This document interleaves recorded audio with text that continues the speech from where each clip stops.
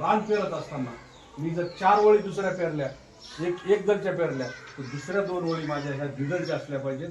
आणि ह्या द्विदलच्या ज्या 2 ओळी आहेत त्या ह्याची जे त्यांच्या जमिनीच्या मुळावर जे काय गाठी त्या ठिकाणी ठेवलेल्या आहेत, धरलेल्या आहेत, यातून नत्राची उपलब्धता त्या एकदम पिकाला मिळाली पाहिजे।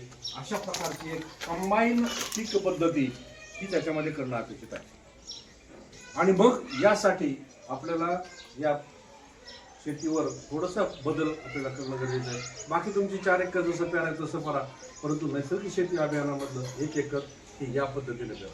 पेरणीला अजून तुम्हाला 15 दिवस वेळ आहे। पीओ साहेबांनी सांगितल्याप्रमाणे पेरणीच्या अगोदर एकदा तुम्ही निश्चितपणे एखादा प्रोग्राम ऑर्गनाईज करू आपण। तुम्ही केविकेला या किंवा तुम्ही इथं या, मी इथं येईन, पण आपण एक कार्यक्रम अजून निश्चितपणे नैसर्गिक शेतीवरला एक वेगळा कार्यक्रम घेऊ। हा एक विषय मला आपल्यासमोर बोलायचा होता। दुसरा विषय असा आहे की मगाशी एक सगळ्यात मोठी अडचण सांगितली की माझ्याकडे फक्त कापूस आणि सोयाबीन आहे, तर माझ्यासाठी